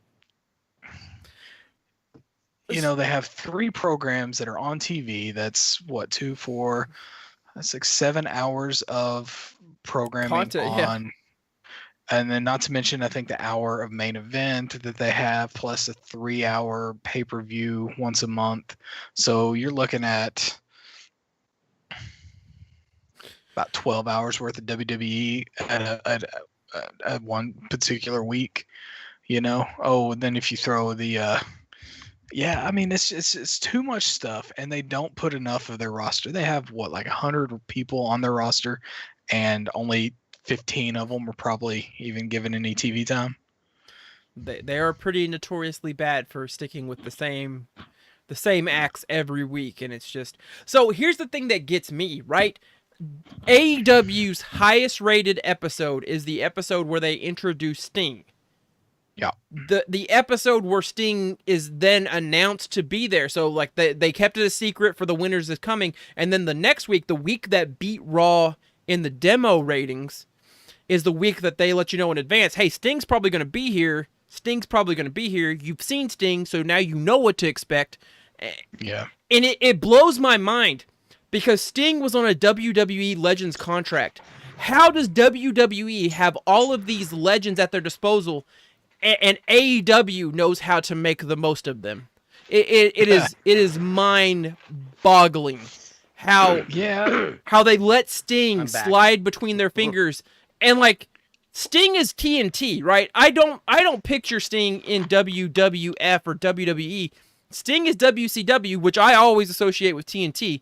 And as soon as AEW got the TNT contract, it almost felt like a foregone conclusion that unless WWE did something to make it more lucrative for Sting to be there, Sting's 61-year-old painted up ass is about to be back on TNT. It's wild. Well, let's face it this way: the WWE never had any respect for Sting. He wasn't one of Vince's guys. Yeah. He was brought in, for 1 year essentially. I think he had 3 matches, ended up getting injured. He didn't win, I don't think, any of those matches. Maybe one match he won. But the WrestleMania match against Triple H, it was just it was it's WCW versus WWE, and then they made it the point to where they would bury WCW. Yep. Because that was the competition. It doesn't matter. It's Sting. He was going to lose to Triple H no matter what. And then he fought like, who was it? Seth Rollins a couple times. Seth Rollins is the one that hurt him. Yeah. So, And I think he had like 3 matches in the WWE and won maybe one of them. it's just It may have been a tag match. I don't remember. it's just wild to me though that I find myself more compelled to check out AEW for the potential 5 minutes that this 61-year-old clown man will appear with a baseball bat, and his little entrance now has like little artificial snow because he was the one that they were hyping up for the winter is coming thing. And now he just comes out to snow and like the sounds of like horses galloping or whatever. It's wild how they've made Sting, again, a 61-year-old cosplayer of the Crow, interesting enough that I kind of want to see what he does. Now, I would hate to see him wrestle because he is 61 years old and has a jacked up neck. But, like, how is WWE not saying, all right, we could have done this with Undertaker, or crap, we could have done this with Stone Cold. Like, they don't have to wrestle. They just have to come out and be attractive, and not what they do. So they did have Stone Cold, but what Stone Cold did when he came out is he came into the Performance Center, he got some beers, and he cut a really awkward promo. Well, keep in mind too, when that happened, COVID had just started, and they had to switch everything. I mean, I think that was the first Raw that they actually had to do from the Performance Center, and it was on March 16th. But like Stone Cold, so I mean, they made the best of what they could have done with that.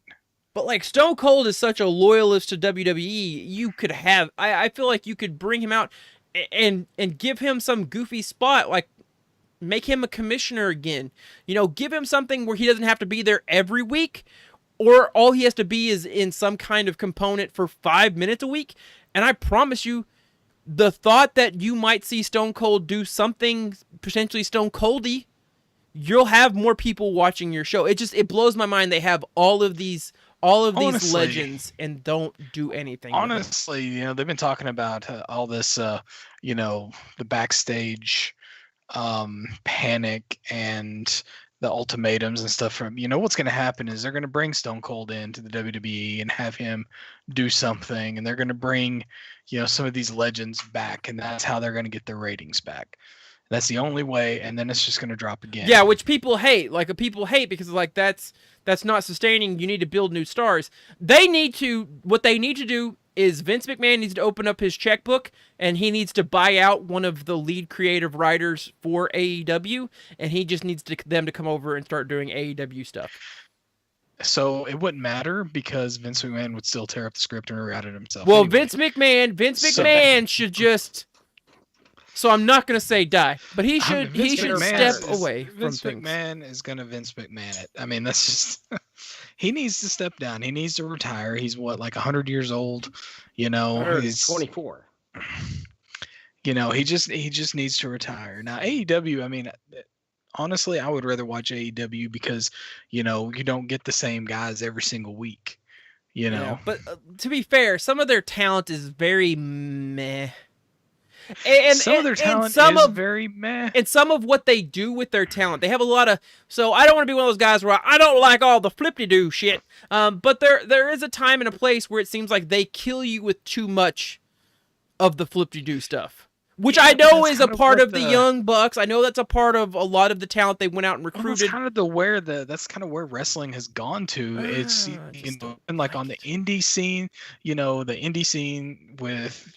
And then, like, you know, NWA and Ring of Honor, Lucha Underground, wrestling has really kind of migrated outside of WWE to all this flip, you know, stuff. But WWE, you know, they want their same old. They don't want wrestling. It's not wrestling. It's sports entertainment. They took the wrestling out of it, you know. So they don't want wrestling. They don't want this flippy stuff. They want the big guys to basically punch each other and kick each other and do a couple of flashy special moves and then end a match. Yeah. You know, that's why you have a Brock Lesnar match where the only 3 moves that are performed are German suplexes, F5, and a spear, you know? So I'll say this as we proceed to move on to the next topic. I agree with you, TJ. I do think Vince McMahon's time should be ended soon. Not like his life, but like his time as creative control. He's just of yeah, WWE. just step down. Step down. Let Triple H. You've seen what Triple H has done with NXT. NXT is about the only watchable brand that WWE has, But and because yeah, they've done so much like with these younger guys and really kind of created these stars, and then they get switched. These stars that they've created in NXT end up getting moved to Raw or SmackDown, i.e. Retribution, and they don't get any TV time, or they're booked to lose like in 2 minutes, or they put them in stupid masks and give them stupid names. Yeah. So I'll say this: it should bother someone in WWE that AEW's biggest draws are Chris Jericho, Sting, Cody Rhodes, and John Moxley, the former Dean Ambrose. Like you had all these people under contract, and you couldn't make gold with them, and now this company is. Look at what Brody Lee. Look at what they did with him. You never heard him talk when he was a member of the Wyatt family, but you hear him pick up the mic in AEW, and you're like, wow, this guy can cut a promo. Yeah. So many wrestlers that they had from WWE. So Rogue One in Star Wars ranking of movies. I don't know personally how I would jumble up this mess. So if one of you guys have a definitive list because you listened to the homework, I would love to hear it. Jared, it sounds like it might only be you because TJ gave a sigh. So I'm just curious. I did not make a list. I'm just curious where we as a group think, or like I guess I'm more curious as to where you two guys think Rogue One falls in the hierarchy of the Star Wars films. Well, okay. So, in my opinion, Rogue One was, pardon me. Nope. Putting stuff in the drawer here. I think Rogue One, out of the 9, was the best one. It was the greatest. Are we doing like the core 9, like episodes 1 through 9, or are we also including like the Solo movie? So you can include Solo, but I imagine it's at the bottom. You can. Yeah, it's close to it. And then, is there any other films? I think the only other film would be the holiday special, which you can burn. So here's how I'm doing it. Rogue One, number 1. Episode 4, episode 5, episode 6. The rest don't exist in my mind. They're shit. They could have done them better. I like that 1, list. 2, and 3. Oh, okay. 1, 2, and 3. Yeah, I had it in the feels. It was there, and it was like, okay. At the time, this is pretty good. But the last ones that they've come out with have just, they don't do anything for me. Rogue One is the best Star Wars film to date. Better than 4, 5, and 6. Yeah, I said it. That's pretty Rogue bold. One, the greatest Star Wars film. That's what I'm saying. That's where I'm at. So Rogue One, 4, 5, 6, rest. Interesting. Put them wherever. It's a good list. Put them wherever. I did. Wait. Just a sec. One sec. I did like Empire Strikes Back. It's a good one. Okay. TJ? So I'm going to kind of agree with Jared on this one. So Rogue One, I think, is probably my favorite Star Wars movie for a lot of reasons. You don't have whiny Luke Skywalker for 2 movies, and then suddenly I'm not whiny anymore, Luke Skywalker.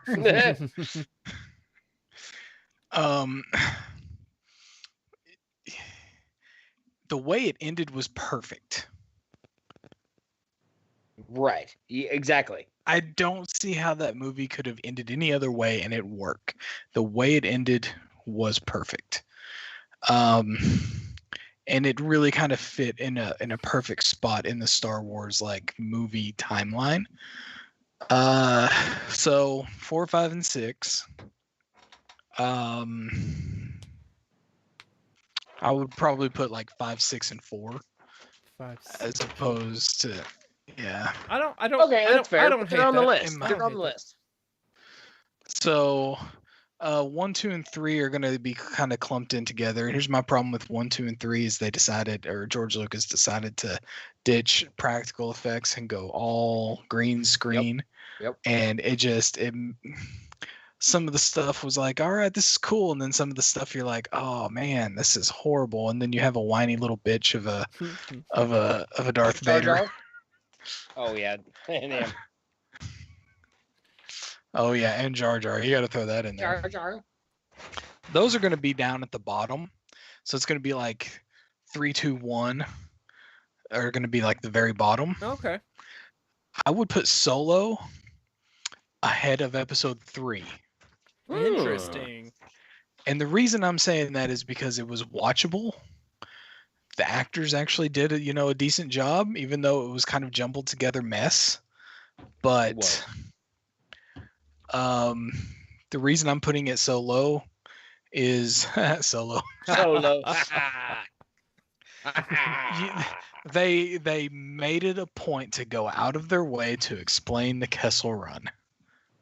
Okay. They did, and that. Okay. Anyway, That go on. irritated me. It did. If that was one of those things where you would leave it as in just a bunch of nerds arguing about it, being like Kessel Run is 12 parsecs is that's a unit of that's a distance, not time, and just let people complain about it, but they had to go out of their way to try to explain it, to make it work and make it understand, and it was stupid. Yeah. It was. So I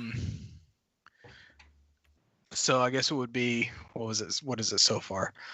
Rogue One, 5, 6, 4, and then I would do 7, 8, 9 Solo, 3, 2, 1.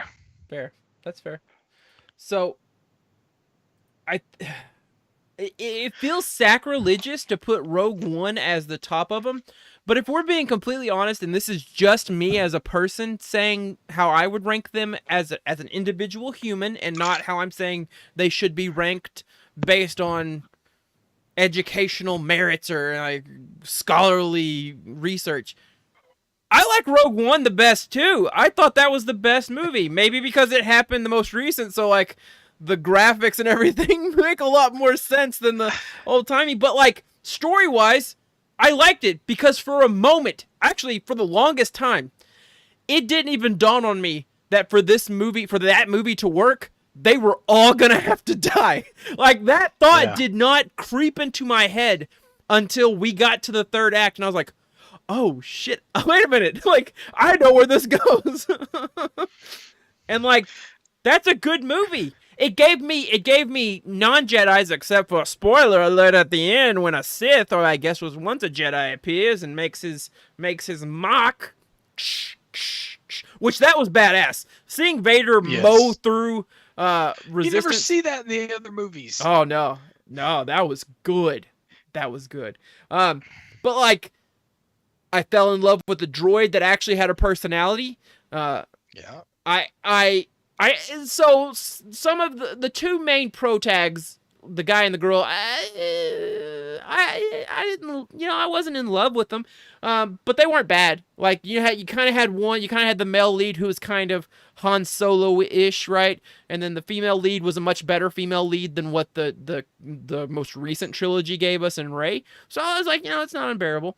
But it gave me a character that believed in the Force, but wasn't a Jedi. And I thought that was such a cool kind of character idea to give him, is you have this guy that, is he Force sensitive or is he just blind and crazy? Like what is he really? And it worked. Yeah. So I would go Rogue One. And then the next would be the original trilogy. And I'm torn between whether I would go with what TJ said with 5, 6, 4, or if I would go 5, 4, 6. I'm not really sure where I fall in there. I guess 6 gets a bit of an edge for me because I like lightsaber battles. So the more of lightsaber battles being a thing, the more I tend to like Star Wars. So however you arrange that, I don't think it's necessarily important. I think, the original trilogy goes there. Next, I would stick with the prequel trilogies. And I would probably go 3, 1, 2. And mainly because I'm just sour grapes that Attack of the Clones didn't do more with its premise. And then Solo can be thrown in before the next run of them. And then I would probably go... So I hate the ass pull in Rise of the Skywalker, but I probably like Rise of the Skywalker the most, and then Force Awakens, and then Last Jedi is dead last. If you want to put the Ewoks Battle for Endor before episode... What would that be? 8? You're entirely merited to. If you want to put the holiday special before episode 8, I wouldn't knock you. If you want to put a video game that had horrible graphics from like GameCube that was Star Wars before episode 8, all power to you. I did not like episode 8. I hate that there was like a Force Witch Leia and like it's all bad crappy CGI and she like flies through space and like shocked. It's weird. It's all weird. I didn't like it. Didn't like it. But I do like that we all like Rogue One. I do like that. I think that's a good moment. That's a good moment for us all to come together. So let's any more about Star Wars before we do a quick jaunt through some what the hell is even that? Let's go to what the hell's even that. All right. Really quick, and then we'll tap out. Really quick and we'll tap out. I think Jared's tapping. I can't hear you, Jared. Are you muted? Yes, I was. We just see you miming stuff over there, and it's I was like, he's just beating his hand, and I don't know what I should do with this.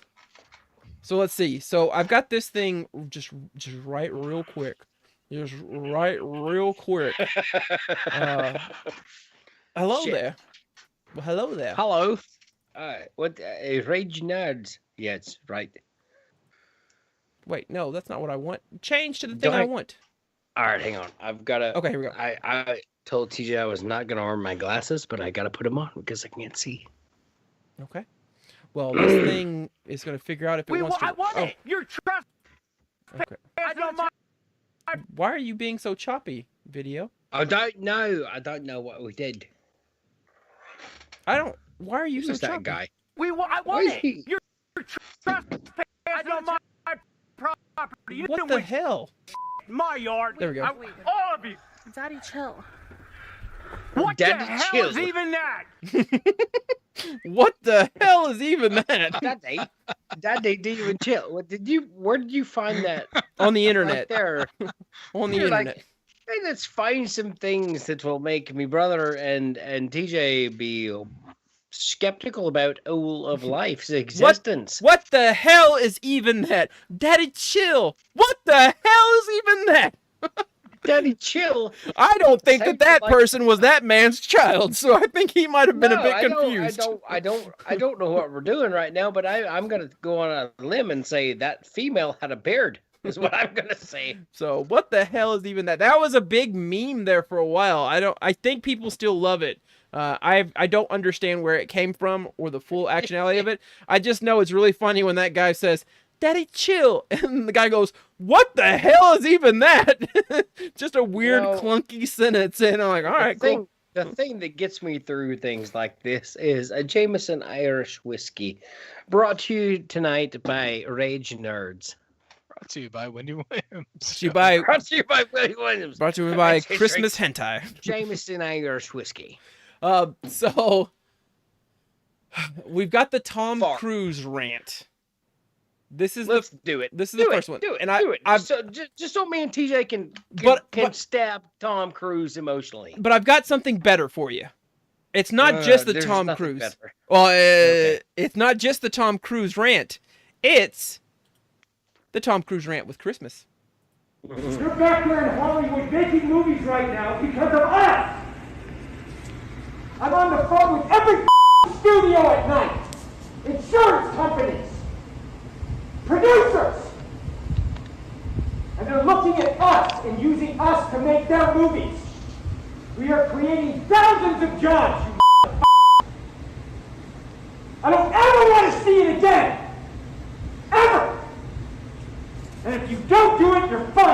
I see you do it again, you're gone. And anyone on this crew does it.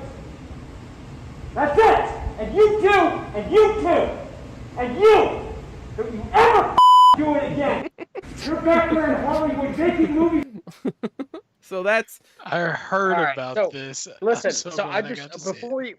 before you say anything, TJ, I just want to say to you and the rest of the world, Tom Cruise should die of gonorrhea and rot in hell. damn. Damn. Yeah, he's a piece of shit. Where's I the mean, spoiler this is- alert?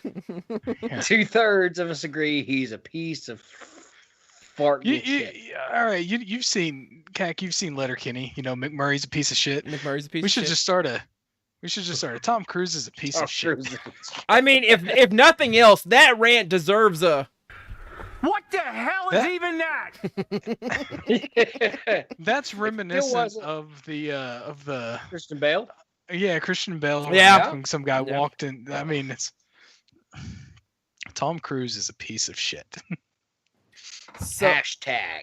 so another. What the hell is even that? Excuse me, China. sorry. China is releasing a burger. The burger will have Oreo crumbles and Spam slices. This is what it looks like. No. No. So, first of all, what do you think No. about China's? So they're only limiting it to 400,000 being sold. Okay, so as long as they don't send that over to America like they did the other thing, I think we'll be fine. What the hell is even that? Sorry. You're getting too edgy, TJ. You're getting too edgy for the show. I'm Calm sorry. down, Tom Claire. Cruise is a piece of shit. Hashtag Okay. Tom don't Cruise mind- is a piece of shit. I don't mind the Spam, but the Oreo crumbles, really? There's a sauce on that too. burger? What is that sauce? I take my glasses It's probably like the Oreo cream. Oh my God, you're I would right. think. Oh my goodness, you are right. I mean, yes, it's just yes, that- it I is- get that, you're probably going for like a salty and sweet kind of thing. I back. get that. Stop. But Oreo crumbles and Spam?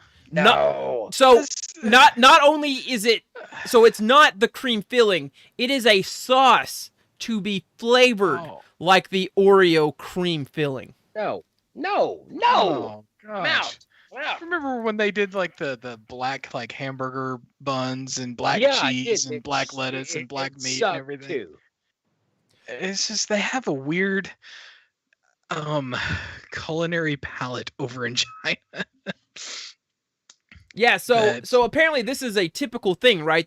China typically unleashes a McDonald's random weird burger. And what I think it is, so my spoiler alert, my wife teaches English in the mornings because time differentials to Chinese students of a younger age. And like their lessons on different countries and their cultures are very telling to what the Chinese people feel like. And dude, America's basically hot dogs, baseball, and driving cars. So Which it is is by God awesome. yeah, well, freedom and baseball and hot dog wieners. America. But the thing that gets me is like, how many people in China, because there's a lot of people in China, see this random weird sandwich and think, man, Americans are fat and weird, and not realize that this is something that's designed specifically for them from, granted, an American company, but like, I don't want to be known as the country that brought you Spam Oreo sandwiches. I do. It's like someone working at McDonald's corporate just goes, how could we, F with China this week? There's just someone like taking a drag on their Spam roach right now. Man, have you ever thought about putting Spam? Shaggy and Scoop, zoinks, man. Have you ever thought about putting Spam in Oreos? Zoink Scoop, you ever thought about putting chocolate recipes with Spam sandwich? Well, I made Shaggy all northern there. ruh-roh, Reggie. Ruh-roh. You're out of do too much of the. Reggie, can you hear me talk? I think you're high, man. Like Zoink Scoop, you're talking to me, man. Zoinks! Did anyone else hear that dog talking, man? Like- All right, what we got left? I'm Okay. fading fast. Yeah. Okay. A couple. Tom just Cruise is a piece of shit. hashtag. Tom Cruise Okay, is a piece of listen. Hashtag shit. Listen. I want you to tell me What the hell is even that? a right. Reagan biopic is coming out, and they've cast someone for Frank Sinatra. The person they cast is Scott Stapp. If you don't know that name, he is the lead singer for Creed. He is the guy that sang, "Well, there's your heart," and he will be Frank Sinatra. Please tell me. What the hell is even that? I don't You know what? We don't need to talk about that because that right there is our whole Nobody thing on that. should ever talk about this ever again because Scott Stapp should die of gonorrhea and rotten hell. Yeah, I think he hashtag did Tom that Cruise already. is a asshole. No, it's a bunch or a of piece of cocaine. shit. Piece of shit. By the way, Cocaine hookers lost his By the family. way, couldn't keep his band together. Yeah, he's can you Scott take Stapp is a me piece of shit. higher? What he was talking about was a pile of cocaine in Little Rock, Arkansas. Oh, Mhm. well, him saying. I have sources. Well, I just heard the news today. Everyone thought at one point he was saying angels hurled the news today. But that's going to be Frank Sinatra. That's going to be Angels heard. that's going to be Frank Sinatra. Drew Brees back there's an angel. Let's see, right quick. The new Clarice show, so set in the world of Hannibal Lecter, a follow-up TV series with Clarice, is not allowed to use the name Hannibal Lecter in it. How do you get around that? So I didn't know this, but there's a weird dispute with the characters of the original work. That's why the Hannibal series starring Mad Mikkelsen did not have Clarice and did not have Buffalo Bill, because those aren't owned by the company that made that. But Buffalo Bill will be in Clarice, or can be mentioned in Clarice, because they own that name. So it's weird. I mean, Are they gonna do something What like? the hell is even that? Yeah, I wouldn't be surprised if they did, instead of saying Hannibal Lecter specifically, they didn't do something like what like Daredevil, like the Marvel, like Netflix shows did.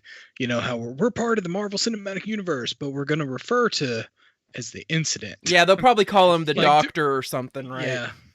Yeah. I can see that. Let's see. Two more things and then we'll be done. First, David Ayer, the man that brought us Suicide Squad that no one liked, insists that his cut of that film that he made has a better Joker that was not included in the film that got theatrically released. So that's his big push for you to get an Ayers cut, is that there's a better Joker. Wrong. He's wrong. And then very last, this one I think we're excited about, and I'm waiting for a trailer. Nicolas Cage is coming out with a movie called Prisoners of Ghostland. What this is, here is the setup for this. Nick Cage is a notorious criminal named Hero who is sent to rescue an abducted woman who has disappeared into a dark supernatural universe. There, they must break the evil curse that binds them and escape the mysterious revenants that rule Ghostland. An east meets west vortex of beauty and violence. Can Nick National Treasure 3, where is it? Because Nick, I love you, Nick. You're one of my favorites. Stop signing on to the bullshit roles. That's what I'm going to say. Stop it. So here's the quote from Nick Cage about this role. Oh, Christ. It is unlike anything I've ever read before. It might be the wildest movie I've ever made, and that's saying something. It's out What a there. effing wanker. It's out there. I wear a skin-tight black leather jumpsuit with grenades attached to different body parts. And if I don't rescue the governor's daughter from this state line where they're all ghosts and bring her back, they're gonna blow me up. Bye, Nikki. It's Bye, I'm Nikki. in. it's I'm in. it's I'll escape. watch it. It's but escape listen, New listen, York, Listen, but with Nick Cage. listen. I'll watch it, but here's what we need. I need a fifth of bourbon and a pound of marijuana. And we should all get together, partake in said things, because that makes Nick Cage movies better. I'm so ready for a trailer. Or ignore it completely. I say we watch it. Yeah, no, whenever that trailer drops, you better believe we will be watching that on stream. But Rage, you nerds will have it. But first. I appreciate you boyos. We'll call it quits there. Thank you so much for having a what the hell What the hell is even that? as we disappear back into the ether. So next week for Rage You Nerds, there will be no Tuesday sports stream because vacation time and Christmas time and holiday times. But we're gonna. But Friday on Christmas, we're gonna have us reading. It's gonna be TJ. Clarence TJ's gonna read Die Hard Christmas special. So TJ and Jared are working this weekend to get our reading of the 'Twas the Night Before Christmas Die Hard version, and then we will stream that next Friday on Christmas night. I'm excited. I hope you all are excited, and we love you. By the grace of God, we will get this done. We love you. So if it all comes down to it, then I will just find some way to get it done. We're gonna get it done, TJ, my boy. We're gonna get it done. We're doing it tomorrow night. I'm excited. So we'll be back next Friday, but no Tuesday. So we love y'all. Jared, thank you so much, brother. TJ, thank you so much, friendo. Everyone else, thank you. If you're listening on iHeartRadio and or Spotify or just watching a recast on YouTube, because gosh darn it, we stream live to YouTube now. We appreciate it. Thank you so much. If you're on Twitch, give us a follow, like. If you're listening to us anywhere, give us a follow, like. Join our social media, Facebook, Twitter. We have an Instagram. I've started to upload more stuff to it. So whatever that means to you as a person, cool. Go to China and get you an Oreo Spam burger and hate your life. Also, hashtag Tom Cruise is an asshole. Or piece of shit. Hashtag. Wendy Williams Show. Bye-bye. Hashtag Tom Cruise. Hashtag sucks.